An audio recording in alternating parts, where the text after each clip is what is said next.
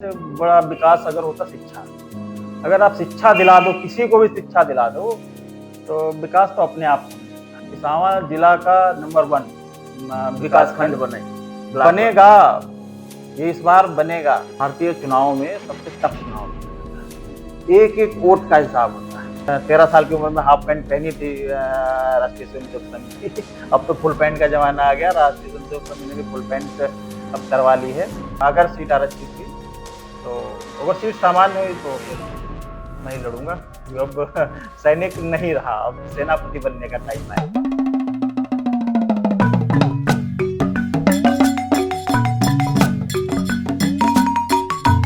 सब जने चीन गए हुई हो। हमारे जो खास कार्यक्रम चल रहा है इनते मिलो कार्यक्रम के अंतर्गत आज जो हमारे साथ में यहाँ मौजूद हैं वो अपने आप में यहाँ बहुत खास हैं।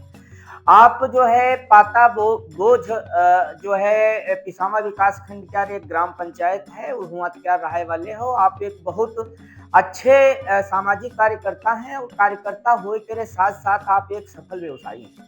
और आपके पिता जो है अपने ग्राम पंचायत में लगातार 3.5 दशक से ज्यादा प्रधान रहे हैं और वह जो है लोकतंत्र सेनानी भी रहे हैं और अपने क्षेत्र के बहुत प्रतिष्ठित बनाई है। और साथ में यहाँ मान लो संगठन ने जुड़े रहे हैं और भारतीय जनता पार्टी का फाउंडर मेंबर हैं। हल्के में है ना ले हो तो वहन के जान लो ये पौधा ही है ना। और इनका नाम है सौरभ सिंह। सौरभ सिंह भैया आज आए हैं इनते मिलो कार्यक्रम में। हम इनते मिलवावे जा रहे हैं। भैया सबसे पहले आपके यहाँ आप क्या जो है हमारे इनते मिलो कार्यक्रम में यहाँ स्वागत है। बहुत बहुत धन्यवाद और आपके सभी श्रोताओं को हमारी तरफ से नव वर्ष की मंगल कामनाएं।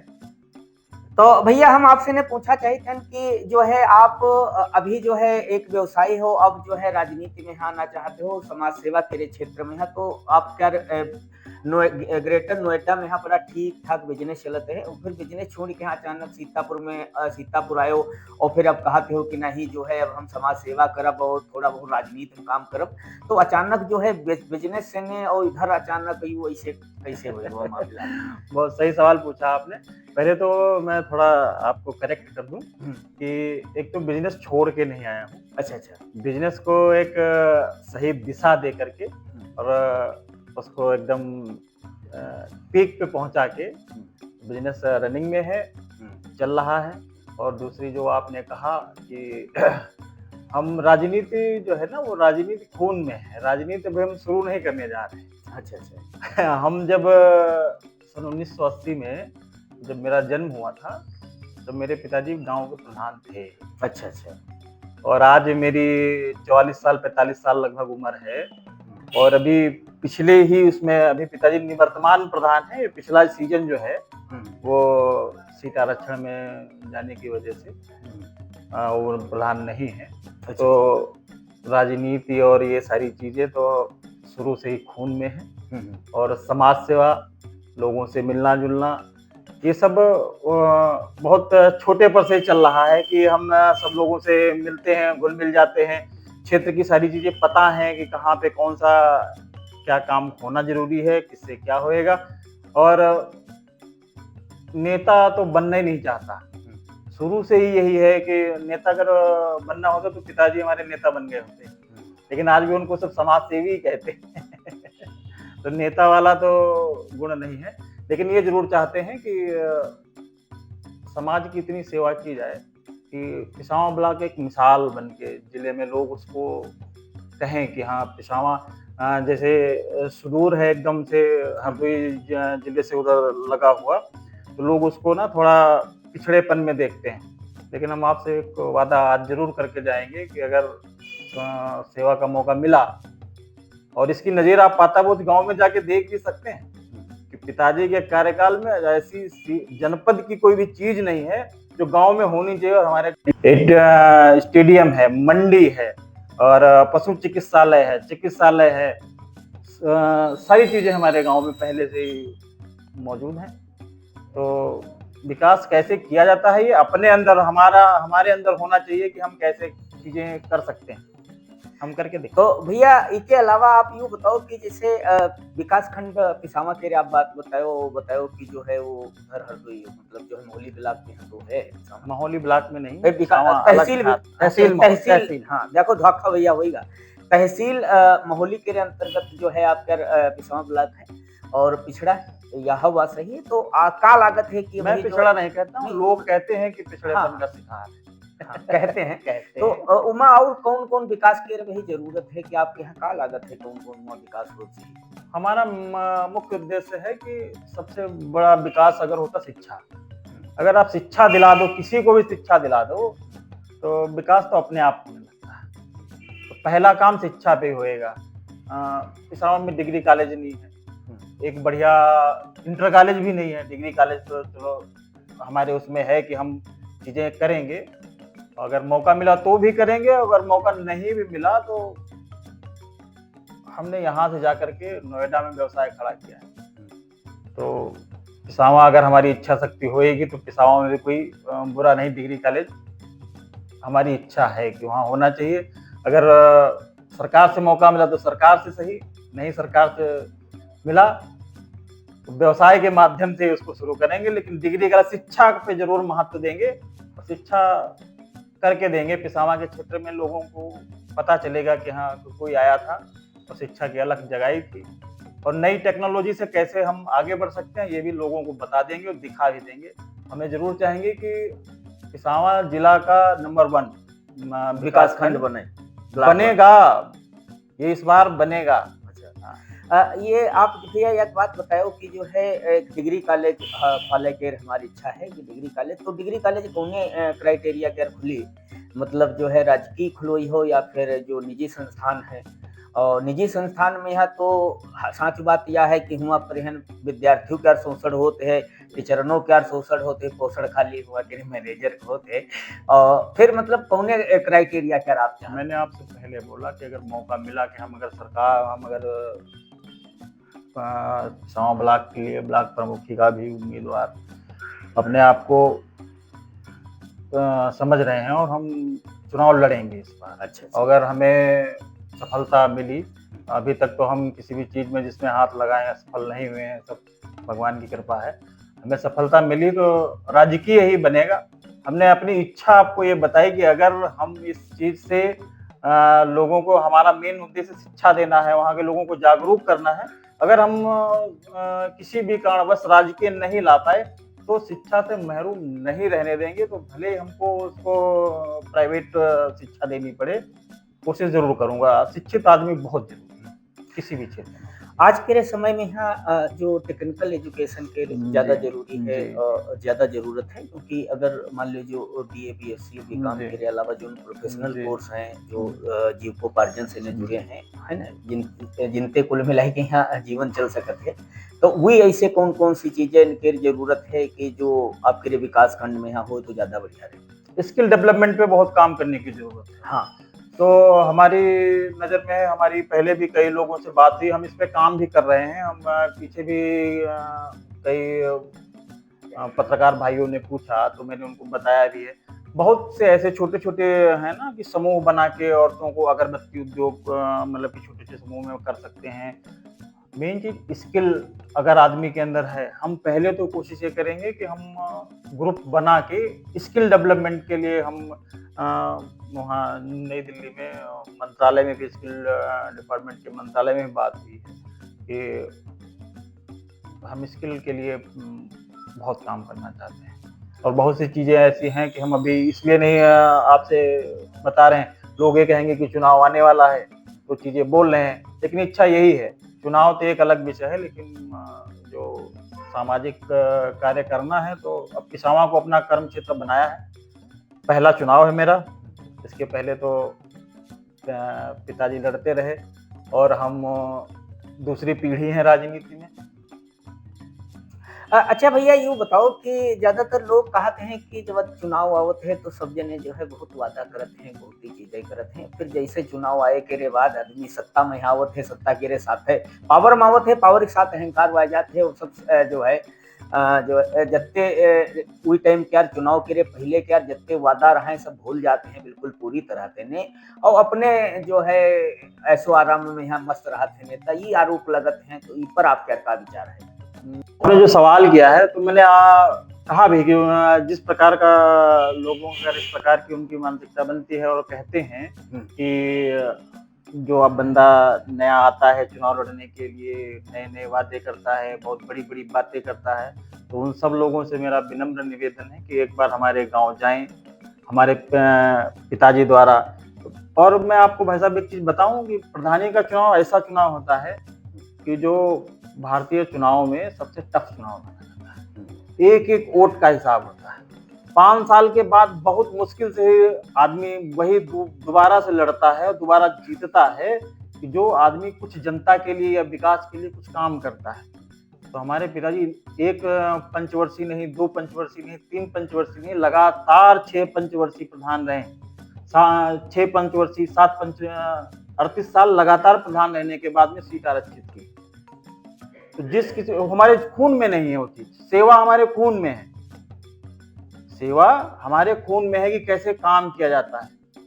अब इससे बड़ा तो उदाहरण हम बता नहीं सकते। हम आदमी से अगर जो आदमी सवाल करे पूरा हम उसका एकदम पूरा बड़े दिल से स्वागत करेंगे कि हमारे गांव आए हमारे गांव की चीजें देखे और खुद समझ जाएगा कि विकास कैसे होता है।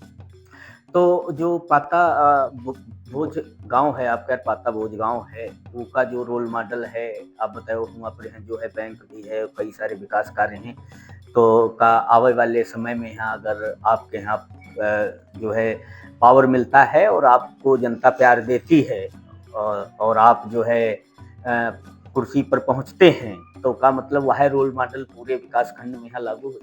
मैंने आपको बताया कि ब्लॉक का नंबर 1 मतलब ब्लॉक जो हमारा ये हमारे प्रमुख बनने के 1 साल बाद आप देखिएगा कि जिले की मुख्यधारा में जुड़ा होएगा और लोग इसका उदाहरण देंगे। जैसे पाताबोध का उदाहरण फक्र के साथ कह रहे हैं ना सीधा चौड़ा करके कि एक बार आदमी आए पाताबोध जाए और देखे वहां का विकास।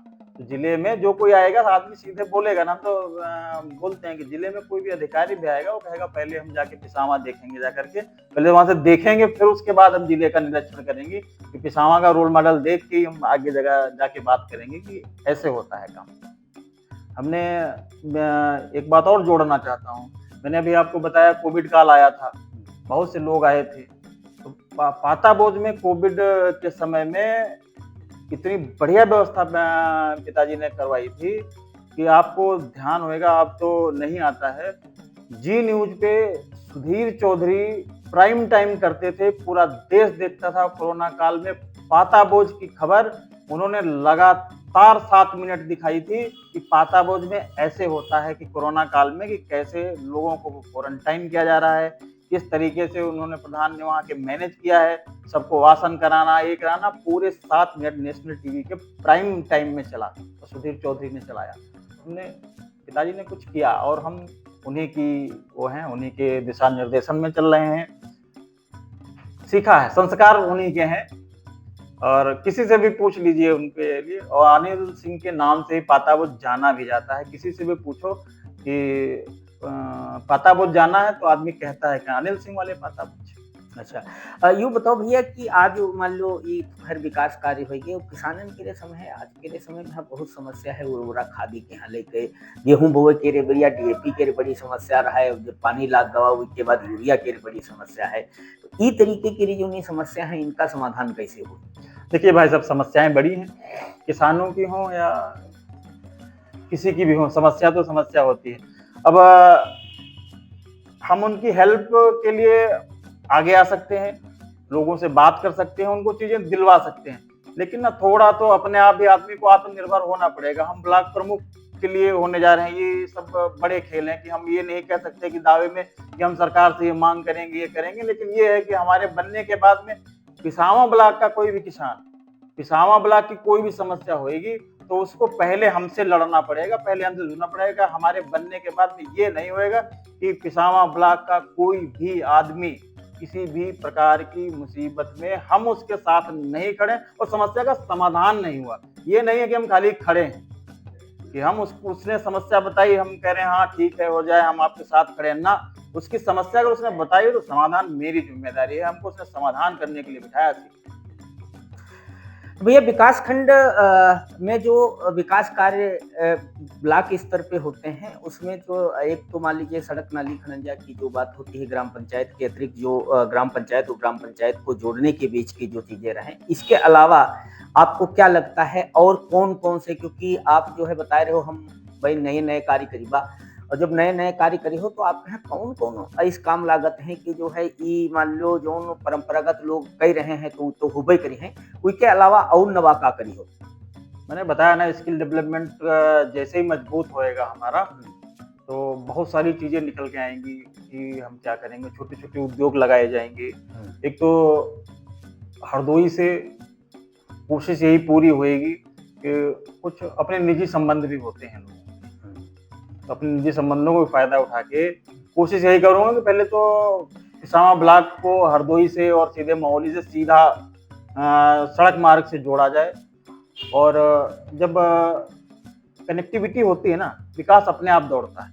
अब हम आपसे ये कह दें कि हम वहाँ पे विकास करेंगे और विकास करेंगे, तो विकास हमारा कोई विकास नाम तो है नहीं, हम जाके वहाँ पिसामा ब्लॉक में जाके विकास का नाम रख देंगे कि जी विकास हो गया। जब तक कनेक्टिविटी नहीं होएगी, शिक्षा नहीं होएगी, जब शिक्षा और कनेक्टिविटी होएगी, रोजगार अपने आप पैदा होएगा। रोजगार की हम बात कह ही रहे हैं, जब स्किल डेवलपमेंट होएगा आदमी के अंदर, तो उसके दिमाग में ही रोजगार पैदा होएगा कि हमें क्या करना है, हमें कैसे आगे बढ़ना है। अभी तो आदमी ना सिर्फ उसी पे है कि मेरा बेटा पढ़ गया, मेरा बेटा नौकरी करेगा, हमारा ये है कि हमारा अगर बेटा पढ़ा है तो हमारा बेटा नौकरी देगा, नौकरी करेगा क्यों? हम ऐसा रोजगार लगाएंगे, छोटे-छोटे बहुत सारे बंदे। अच्छा एक चीज बताइए, नोएडा में हमारा व्यापार जो चला रहा है, कौन चला रहा है?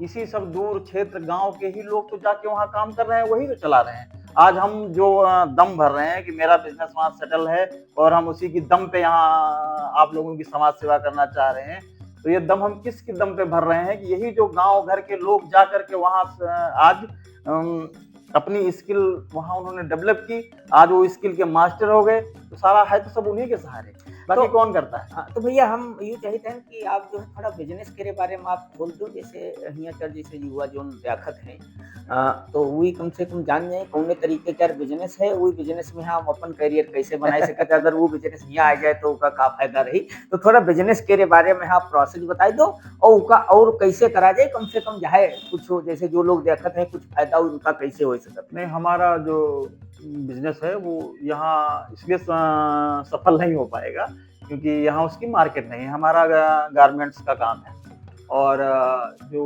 विदेशों में कपड़े पहने जाते हैं वो हमारी कंपनी बनाती है और उनको विदेशों में एक्सपोर्ट करती है। तो अगर हम आपसे ये बोलें कि हम वही बिजनेस अपना यहाँ बढ़ाएंगे या यहाँ ये करेंगे, तो ना उसके लिए यहाँ हम बंदे तो अरेंज कर सकते हैं, हम फैक्ट्री लगा सकते हैं, सिलाई का काम करवा सकते हैं, लेकिन यहाँ नहीं, मार्केट भी नहीं होगी, ट्रांसपोर्टेशन इतना महंगा होएगा। तो हम क्षेत्रीय जो स्किल डेवलपमेंट की इसलिए बात कर रहे हैं, जैसे मैं आपको बताऊं, छोटी छोटी चीजों पर अगर ध्यान दे ना आदमी, तो जैसे 10 बंदे हैं, 10 नए बंदे मेरे से जुड़े, मैंने उनको अपने किसी जानने वाले किसी एक बंदे के पास उनको भेजा, हमने कहा इनको फोटोग्राफी सिखाओ। छोटी सी चीज है फोटोग्राफी, हर आदमी के पास कैमरा है, फोटोग्राफी सिखाओ। अच्छा अब एक सुनो, फोटोग्राफी को लोग छोटा स्किल समझते हैं। अब फोटोग्राफी अगर वो सीख गया, प्रोफेशनल फोटोग्राफर हो गया, तो वो कहीं भी किसी भी इवेंट में चला जाए, किसी भी कार्यक्रम में चला जाए, तो 1000-1500 रुपए तो उसके पर डे के है ही हैं और अपने उसके बाद फ्री होके अपना काम भी कर सकता है वो। तो ये जो छोटी छोटी चीजें हैं जिन पे हमारा फोकस है कि हम स्किल डेवलपमेंट कराएंगे, हम लोगों को अगरबत्तियां बनाना सिखाएंगे, मोमबत्तियां बनाना सिखाएंगे। हम छोटे छोटे बहुत सारे उद्योग हैं, डेयरी हैं, समूह बना के हम काम कर सकते हैं। इच्छा शक्ति होनी चाहिए। सरकार के पास बहुत सारी योजनाएं हैं, सरकार के पास बहुत सारी योजनाएं हैं, क्रियान्वयन करने की इच्छा शक्ति होनी चाहिए, सब होता है। तो सौरभ जी, हम आपसे ने पूछा चाहते हैं कि आप ब्लॉक प्रमुखी की बात करे हो, कहते हो कि हम जो है ब्लॉक प्रमुखी का चुनाव लड़ब, तो जैसे जाहिर सी बात आप लड़ी हो, तो क्योंकि चुनाव जो है थोड़ा पार्टी वाला मामला होते, तो कौन राजनीतिक दल तेने यो मैदान में है, थोड़ा सा जाहिर सी बात जो आदमी कार्यक्रम देखी तो वो जानना चाहिए, तो थोड़ा यह क्लियर कर दो। भारतीय जनता पार्टी से आऊंगा और आपने पहले भी बताया है, आपने अभी इसी कार्यक्रम के दौरान बताया है कि इनके पिताजी फाउंडर मेंबर थे भारतीय जनता पार्टी के। तो निश्चित रूप से भारतीय जनता पार्टी से ही चुनाव लड़ूंगा और मैं दूसरी पीढ़ी हूँ भारतीय जनता पार्टी में। पूरे पिताजी ने पूरा अपना जीवन इसी में लगा दिया। हाफ पैंट सबसे 13 साल की उम्र में हाफ पैंट पहनी थी राष्ट्रीय स्वयंसेवक संघ की। अब तो फुल पैंट का जमाना आ गया, राष्ट्रीय स्वयंसेवक संघ ने भी फुल पैंट अब करवा ली है। तो हम तो दूसरी पीढ़ी के हैं और हम भी उसी संस्कार से हैं और राष्ट्रीय स्वयंसेवक संघ की आईटीसी ओटीसी ट्रेनिंग प्राप्त किए हैं। आज भी हमको नोएडा में जब मौका मिलता है तो वहाँ भी मैं शाखा पे जाता हूँ और यहाँ सीतापुर जब आना होता है 15 दिन में मेरा 4-5 दिन का चक्कर लगता जरूर है। शुरू से यही इतना यहाँ से प्रेम रहा और इस चक्कर में यहाँ भी जब आता हूँ तो भारतीय जनता पार्टी के ही नेताओं से और पूरा घर उन्हीं के विचारों पे, शुरू से भारतीय जनता पार्टी के विचारों पे ही चलता रहा है। तो सन 1991 में हम लोग छोटे छोटे थे तो रामलला हम आएंगे, मंदिर वहीं बनाएंगे, बच्चा बच्चा राम का, जन्मभूमि के काम का, ये सब नारा हम लोग गलियों में खूब लगाए। शिला पूजन की, छोटे छोटे थे, पिताजी के नेतृत्व में मिश्रिक, तब हमारी मोहली विधानसभा जो थी वो मिश्रिक विधानसभा हुआ करती थी और पिताजी को सन 1991 में मिश्रिक विधानसभा से विधानसभा का टिकट भी होने को था, अंत समय में काट दिया गया। तो उसका मलाल रहा, लेकिन पार्टी के कट्टर सिपाही थे और पिताजी ने इसकी शिकायत अटल बिहारी वाजपेयी जी प्रधानमंत्री थे उनसे की थी। तो उन्होंने पिताजी से कहा था कि अनिल जी एक चीज बताना, जब सेनापति घिर जाए तो सैनिक का क्या कर्तव्य होता है। तो पिताजी ने कहा सैनिक का कर्तव्य होता है सेनापति को बचाने के लिए कुर्बानी दे दे। तो बहुत दिन अब सैनिक बने रहे, अब सेनापति बनने का टाइम आया है और हम एक मजबूत सेनापति बन के पिसाओं ब्लॉक में काम करने का काम करेंगे, जिसे लोग एक उदाहरण के रूप में देखेंगे और भारतीय जनता पार्टी को भी अपने इस सेनापति पे गर्व होगा। अच्छा भैया, एक बात और है कि जैसे मान लो वही सीट क्या मतलब क्लियर नहीं है कि कौन सीट हुआ के पिसावा के हो जी, अगर मान लो आरक्षित हो गए तो क्या करियो?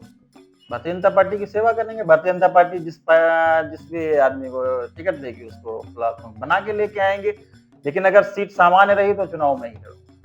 अगर कि मतलब जैसे मान लो आरक्षित हो गए कि खरवों रो क्या प्लान करे हो कि जैसे हम नहीं भाई तो अपन कोई खरवों खड़ा कर दी बा और आज हम करीबा और हमारी जगह पर कोई दूसरा कैंडिडेट काम करी, ऐसा कुछ प्लान है का? राजनीति में मैं इसे बहुत गलत मानता हूँ। खड़ाऊ वाला जो आपने सिस्टम बताया, खड़ाऊ मेरी समझ में वही होता है कि शासन आप करो और एक डमी स्टैंप खड़ा कर दो। अब मतलब हाँ, तो आपका शायद यही था ना? यह है मतलब शायद मैं इसका बहुत विरोधी हूँ। हमें ये चीजें पसंद नहीं आती कि फिर ये भारतीय जनता पार्टी इसको टिकट देगी अगर सीट आरक्षित हुई, तो अगर सीट सामान्य हुई तो फिर मैं ही लड़ूंगा। अब सैनिक नहीं रहा, अब सेनापति बनने का टाइम आया है। अच्छा याद भैया, बात और बहुत चर्चा है गलिया मतलब जो है आम जनमानस में है या ये बात की चर्चा है कि पिछड़ा वर्ग आयोग के अध्यक्ष और पूर्व सांसद सीतापुर लोकसभा क्षेत्र से ने जो राजेश वर्मा जी हैं, उनके आपका ताल्लुकात की बड़ी चर्चा है, तो क्या ताल्लुकात है? गार्जियन है, हमारे अभिभावक हैं।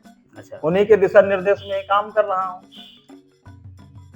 भारतीय जनता पार्टी को उन्होंने बुलंदियों पहुंचाया सीतापुर, किसी से छुपा नहीं है, तो उन्हीं के दिशा निर्देशन में काम करता हूँ। अच्छे व्यक्ति हैं, बाकी हम लोग क्या कहते हैं, हमें उससे कोई गुरेज नहीं है। अगर कोई कहते हैं ये हमारे संबंध है तो हाँ, हमारे संबंध पारिवारिक हैं, घर जैसे संबंध है। तो भैया आप हमसे बात करो, हमका अच्छा लगा। और आखिरी में है एक बात हम आपने और पूछा जाए था कि अगर आप ब्लॉक प्रमुख बन जाइए हो तो किसावा विकास खंड क्षेत्र के लोगन में यहाँ का फायदा हुई, उनका सबका आखिरी में यहाँ का कहा चाहते हो? पहली बात तो ये, हम जो चुनाव लड़ना चाह रहे हैं वो पिसावा, आपने सही कहा, पिसावा विकास खंड का चुनाव लड़ना चाहते हैं। तो मैं आपको आश्वस्त कर रहा हूँ और अपने क्षेत्र के पिसावा विकास खंड के लोगों को भी आश्वस्त करना चाहता हूँ कि वाकई अगर मैं प्रमुख बना, लोग पिसावा विकास खंड को देखने आएंगे। जैसे विकास खंड बोला जाता है ना, ब्लॉक को विकास खंड, तो उसको ब्लॉक बोलना लोग छोड़ देंगे, विकास खंड ही बोला करेंगे। इतना विकास होएगा, हर चीज में विकसित करूंगा और तरीके नए-नए हैं। मैंने बहुत कुछ दुनिया में देखा है, बहुत चीज़ें सीखी हैं, बहुत अलग-अलग जगहों पे गया हूँ कि अगर तुम्हारे अंदर इच्छा शक्ति है। मैंने कई गाँव भी ऐसे देखे हैं कि उन्होंने गाँव में इतना विकास करा दिया है कि अगर उस गाँव का कोई मंत्री भी होता तो शायद विकास नहीं करा पाता, जो खाली प्रधान बन के विकास करा दिया उसने। तो उसके अंदर प्रबल इच्छा शक्ति थी। तो मेरे अंदर हमें सिर्फ़ एक इच्छा शक्ति है, जो मैं दृढ़ संकल्पित हूँ कि पिसावा ब्लॉक नहीं, पिसावा विकास खंड बना के रखूँगा और निश्चित रूप से कि अभी तो शुरुआत होएगी कि साल भर में मैं उसको सीतापुर का नंबर 1 का विकास खंड बना दूँगा। सोच तो बहुत आगे तक की है पिसावा को ले जाने की, आप लोग देखिएगा, आइएगा। भैया आपने अभी अटल बिहारी वाजपेयी का जिक्र किया। अटल बिहारी वाजपेयी जब लोकसभा में यह बात कहत रहे तो हमेशा यह बात कहत रहे खरीद फरोख्त नहीं होनी चाहिए, और जो ब्लॉक प्रमुखी का चुनाव होते हैं वहाँ खरीद फरोख्त ज्यादा होते हैं, क्योंकि सीमित कैंडिडेट होते हैं, खरीदे जाते हैं। वह खैर आपस की बातें, अकेले में ना मेले में ना ठेले में। तो क्या आप कौन सा जो है स्टेप इस्तेमाल करोगे? चुनाव होएगा, चुनाव लड़ेंगे और सक्षम हर चीज में हूँ। तो चुनाव लड़ूंगा तो दमदारी से लड़ूंगा, आप लोग देखिएगा, चुनाव भी देखने आइएगा। चुनाव अभी तक खून में रहा है कि चुनाव जो लड़ा है वो जीता है, चुनाव जीतेंगे। और ये सब चीजें तो चुनाव में होती हैं। अब जब इसमें उतर ही गए हैं तो ये तो सब चीजें चलती हैं। हम अब आपसे ये नहीं कह देंगे कि आपने जो ये बताया खरीद फरोख्त होती है, ये होता है, वो होता है। तो चीजें होती हैं, मैं मना नहीं करता हूँ, लेकिन भारतीय जनता पार्टी इन सब चीजों में विश्वास नहीं रखती। और जो उसकी एक प्रक्रिया है उसी के तहत चुनाव होएगा और हम उस प्रक्रिया के तहत चुन के आएंगे। भैया आपने हमसे बात किया, बहुत बहुत धन्यवाद।